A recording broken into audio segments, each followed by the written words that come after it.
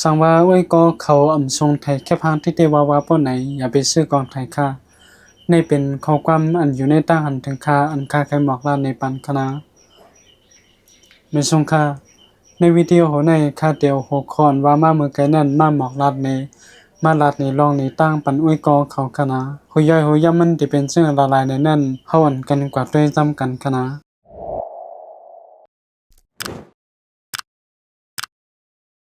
เฮ็ดสังแลข่าวลองในมาหมอกลันในปันอุ้ยกอเขาขลาบ่ไหนยันเปว่าในลองกันไทยแค่พางคาเลยทบมากวนหลายๆเมียวคณะกวนหลายๆเมียวคาใครหมายถึงนั้นกวนอันกวางตั้งคณะยันเปว่ากวนกำพองเจือนไปกำใจกองไทยนั้นเขาเตวนว่าแค่พางมอกกันนายก้อยสอนให้คามีกองไทยคากมไทยเขาเตวนเจ้านั้นคณะเพราะว่าวนจึงนั้นเยาว่าไหนเขาได้กว่าหาซื้อกองไทยจำอันเป็นมีกันนะมันจะหนังว่าเฮาเลยใจก้นในไทยแค่พังว่าไหนเฮาได้กว่าซื้อกองไทยจำเขากันนะเขามีกองไทยจึงก็ก้นนั่นได้กว่าซื้อใจจำกันนะเพราะเป็นน้องจังไหนมันติดจางกวางตั้งกันนะยันเพราะว่าห้อมทรงไทยแค่พังที่ได้ว่าว่าไหนแต่เตเฮียนหู้ล็อกไล่ใจการกองไทยนั่นเฮาเต็มกว่าหาเฮียนหู้หังก้วยกันนะมันจะหนังว่ามีไว้ก็มีไว้ให้หลันก้วยกันนะป้อมมีไปมีลำป้อมหลูเตะโทรออกมาใจเจนั้นคณะกำไหนเพราะว่าเป็นแถมเมียวนึงบ่ไหนเพราะว่าทรงไทยแค่พังเตะบ่ไหนเฮาเตมาค้นหาลายมันคณะว่าแค่พังจังไหนเบิ่นไทยจังแอลายไทยจังนั้นจังไหนเปิ้นเฮ็ดให้ไทยแอไหนเฮาเตมาหาลายมันเตะว่าคณะย้อนเปิ้นลองในคณะข้าสั่งมาเฮ็ดวิดีโอโหในออกมาคณะลองอันว่าซื้อมากองไทยเลยมาใจเล่นๆรอๆนั่นใจว่าเป็นลองผิดคณะก้วยกาตั้งเลิกมันเต็มไปเมียนคณะยันเพราะว่ามันติดตามซุ่มเงินหลายขนาดเพราะว่าเฮาเห็นหูหลายๆยาก็ซื้อมาวางยาบ่รู้ใจเมื่อใดสังเกตทกมาให้นั้นคณะกองไทยในอันใจได้ว่าซื้อมาตาใจเล่นใจล้อมอยู่เหลวก้วยคณะมันหาเงินไหลขนาดมันจะหนังว่าเพราะว่าเฮาลงเหรียญในการใจมันป้อไหนเฮาก็หากินสร้างไทยแค่พางก็ไรไทยมายาวเอาแค่พางฉะนั้นว่าขายในเว็บไซต์ว่าฉะนั้นก็ไรคณะเพราะว่ากินสร้างไทยแค่พางก็มันจะหนังว่าเปิ้นเตไปบางแขกว่าจะในเปิ้นมาจางเฮากว่าไทยเป็นแค่พังเขาอันนั้นก็เป็นป้อยรับจุ่มว่าจะในเปิ้นมาจางเฮากว่าไทยเป็นแค่พังเขาว่าจะนั้นกันนะย้อนเปิ้นจังไหนมันได้สร้างหาเงินหลายกันนะก้อยก็เพราะว่าเฮาได้กลุ่มซื้อมาใจเล่นๆรอๆก้อยปานไหนมันได้ซุ่มเงินหลายกันนะเผื่อตาเอาเงินอันเตกว่าซื้อนั้นกว่าใจตามเมียวยิงแค่นเตมีพรดีเหลือกันนะเพราะว่าเฮาหมอใจปานไหนยาวก็เฮาป้อหมอทิ้งซิมปานไหนฝนว่ามุนว่าจะไหนลองตั้งค่ามันว่าจังได๋มันถึงจำเป็นจังนั้นมากกันนะเพราะว่าเป็นจังนั้นมาบ่ไหนเพราะว่าเฮาเอากว่าขายบ่ไหนคันมันได้ตกคณะเพราะว่าเฮาซื้อมา 4-5 หมื่นบ่ไหนเพราะว่ามันช้าว่าจังได๋เฮาก็ขายขึ้นบ่ไหนได้ตกอยู่หมอกหมื่น 20,000กว่าคณะย้อนนั้นแหละมันสิจังสมเงินหลายๆย่อก็ได้มีแทงลองนึงคณะก้นบางเจอเพราะว่าซื้อมาย่ออำไรใจ 2-3 มันก็ขึ้นขายขึ้นว่าจังนั้นมันก็ได้จังสมเงินแทงเหมือนกันคณะย้อนไปร้องในคณะเฮาอันกันมาด้วยหัวข้อใหญ่ๆมันคณะหัวข้อใหญ่ๆมันในคาตั้งใจไว้ว่าขอหลีวนด้วยสังติใครซื้อกองไทยในคณะย้อนเพราะว่าคนบางเจอในกลุ่มกว่าซื้อจำเป็นกวยอันเจ้าเก่าได้เจเตนั้นมาวนด้วยคณะใครซื้อก็ซื้อกว่ากำเดียวให้นั้นกำเดียวคณะในมันในที่มีอยู่มาก3ข้อคือย่อยคณะใน3ข้อนั้นข้อที่1ก็ได้มีชื่อว่าเตซื้อมาเฮ็ดสังในคณะอันว่าได้ซื้อมาเฮ็ดสังในอุ้ยก็เขาถูกเลยถามตัวเจ้าเก่าด้วยคณะว่า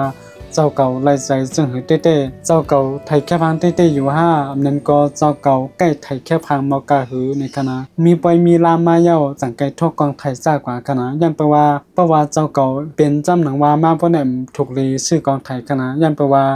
มันติสมหลายกว่าเพราะว่าเจ้าเก่าไทยแค่พังเต้ปานไหนลองเห็นฮูมันก็เต็มเตอตอนมาคณะเปิงแตกมันเหมือนจะหนังว่าเฮามี Photoshop ปานไหนเพราะว่าเฮาใกล้ๆใช้อันนั้นก็เพราะว่าเฮาเห็นฮูหลายใจมันบ่ได้เฮาตื่นเต็มหมอใจคณะกองไทยแน่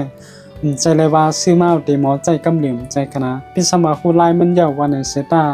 ตื่นแต่เลยฝึกใกล้ๆใจอยู่ตาเสดังหือแต่มืดคือมันคณะเพราะว่าเว้ยกองเขาไทยแค่พังเต้ไทยเป็นปอกเป็นไรกวยบ่ไหนเอาฟงไทยยิงแค่นเตลีเลอคณะยันเพราะว่าฟงในเตใจเลยง่ายเลยใส่กองไทยคณะยาวก็พิสมาฟงในดีตันกองไทยว่าในเสตามันติดใจง่ายเด้อขนาดไทยก็ติดไทยไว้เลยเด้อขนาดย้อนไปว่ากองไทยในมันติมีหลายๆคักหลายๆตอนขนาด ข้าวยามไทยมันก็เฮาได้เลยด้วยเน้นมันว่าจังได๋มันมีหลายเมียวหลายอันเฮาได้เลยดักใจกันนะอันเดินสุดก็เฮาได้เลยหมอมีสีมันแทงก่อนกันนะอันมีก้นอันหาไทยแค่พางกินก็ไหลอันไทยมาเย้าลงกำเดียวมีคณะ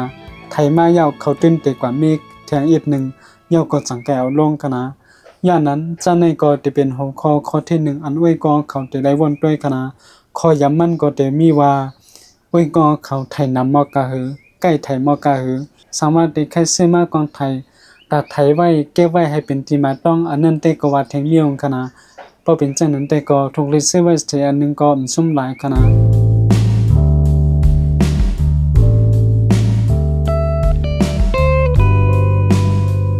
กำในเพราะว่าเฮาสามารถด้วยหัวข้อเข้ามา2บ่ไหนหัวข้อเข้ามา2ในมันก็ได้คันกับการกันตั้งหัวข้อเข้ามา1อันว่ามาเหมือนกันนั่นคณะหัวข้อเข้ามา2ในที่มีชื่อว่าตั้งหันพิษนี่คณะตั้งหันพิษในยันเพราะว่าค่าใกล้หันคนหลายๆก็ได้วนว่าแค่พังมอกันนายก้อยค่าก็หมดแถวสอนให้มีกองไทยก้อยละก็ได้ว่าในคณะเมียวในได้เป็นตั้งวนพิษแทงเมียว1คณะยันเพราะว่าคนไทยแค่พังเขากำบันนำได้อันเขาลงและอันเขาไทยนั้นมันเต็มเหมือนกันปากเปอร์เซ็นต์กันนะอันเขาลงโซเชียลมีเดียนั้นเขามีสีมันมาอย่างดีงามมีตั้งเปงมาอย่างดีงามตั้งแดงตั้งรับสิ่งมันก็มีมาอย่างดีงามกันนะ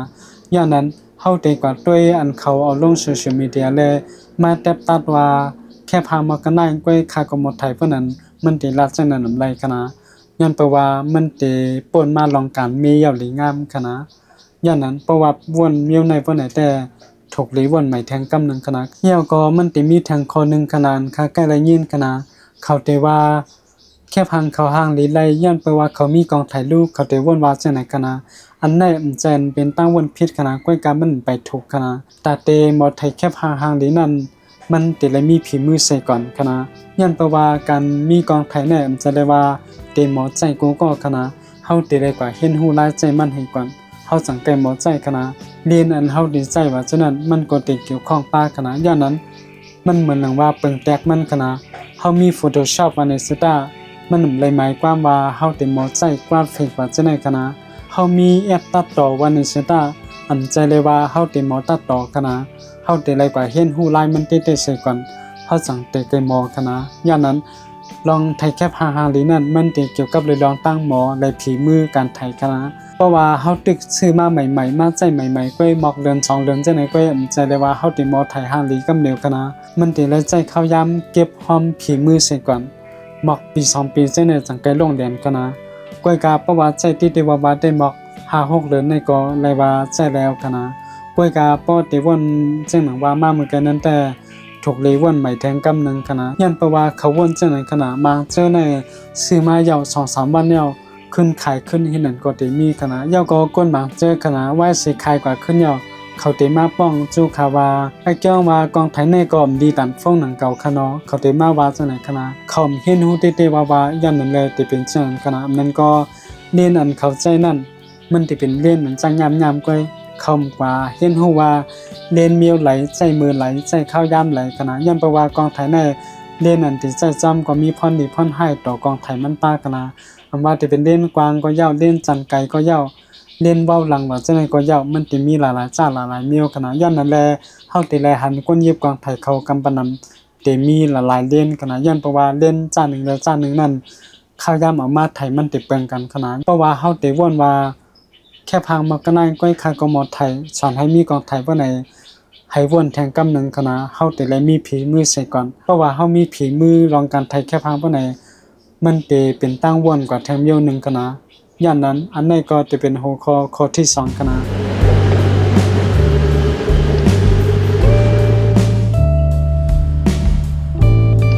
กำในเฮาอันสืบกระถมได้หัวข้อที่3คณะหัวข้อที่3ใน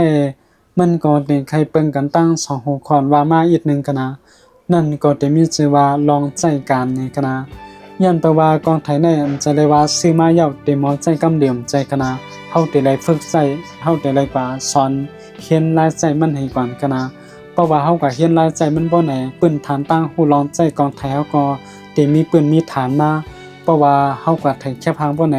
ตั้งวนใหม่ๆเฮาก็ได้ออกมาเฮาก็ได้หมอไทยนั่นขนาดป้อได้รันง่ายๆก็ลองการไทยแค่พางเฮาก็ได้ห่างดีขนาดลองใจการซึ่งละลายลาป้อในกองไทยเนี่ยมันจะมีแอปสต็อปมันกันนะเฮ็ดลองเว้าหลังมันกันนะย่อมก็จะมีป้ามันจะนั่งชัตเตอร์สปีดกันนะแต่เกี่ยวกับเลยลองตั้งไว้ว่าตั้งแรงว่าจะไหนกันนะย่อมก็ ISO ว่าจะไหนกันนะย่อมก็หมดลองใจการมันเหมือนจะไหน APSM จากปากคณะย่อมก็อันลองใหญ่ในการไทยแคบห่างๆดีก็จะเป็นลอง composition กันนะ composition ก็จะเป็นไล่ไว้ไล่วางกันนะย่อมก็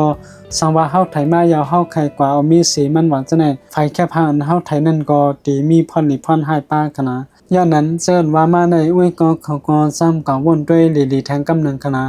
เพราะว่าเจ้าเก่าทรงการไทยแค่พางวนว่าแค่พางมันไทยในดีสนใจไว้ใครหมอไทยเจ้งไหนพองบ่ไหนบ่เป็นเจ้งไหน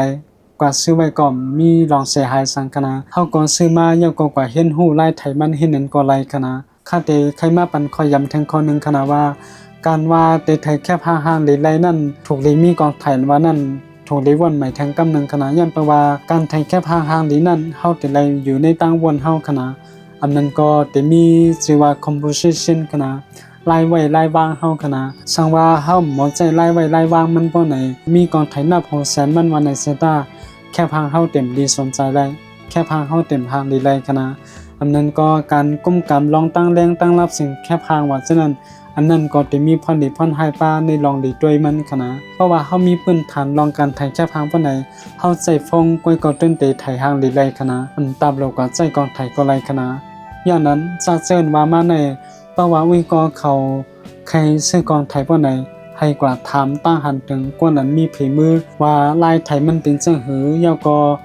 มีกองไทยมาในที่ได้สุกซักสังพองในให้กว่าถามตั้งหันถึงเปิ้นเสียก่อนคณะมันใจเลยว่าหันเปิ้นมีย่อใครมีกว่าซื้อกำเดียวฉะนั้นถูกได้เฮ็ดคณะจังแต่ไรเนียงใจไว้เล่นมันคณะย่อก็แทงรองนึงคณะเพราะว่าแลใจกองไทยจ้าไหลป้อไหนก็ให้กว่าด้วยรีวิวอันเปิ้นเฮ็ดวิดีโอออกมาปานนั้นคณะมันจังว่ากองไทยก็มันได้มีจ้าหลายจ้านั้นแบรนด์หลายแบรนด์นั้นคณะมันจังว่า Canon ว่า Sony Nikon Fuji Panasonic ว่าจังไหนมันได้มีหลายๆจ้าหลายๆอันคณะสนใจจ้าไหนก็จ้ำก็หาด้วยข้อมูลมันมาเสียก่อนย่อก็สังเกตชื่อจังนั้นยิ่งเข้นเดลีคณะย้อนเปิดลองจังไหนอุ้ยก็เขาก็จ้ำเอากว่าคุกคนด้วยลองเจ้าเก่าอีกนึงคณะว่าเจ้าเก่าไล่ใจเสื่อเต้ๆไล่ใจไทยแค่พังอยู่5ใกล้ไทยแค่พังมอกกะหือในนั้นคณะมันก็เตมีมอกกะนายคณะไม่สงคราม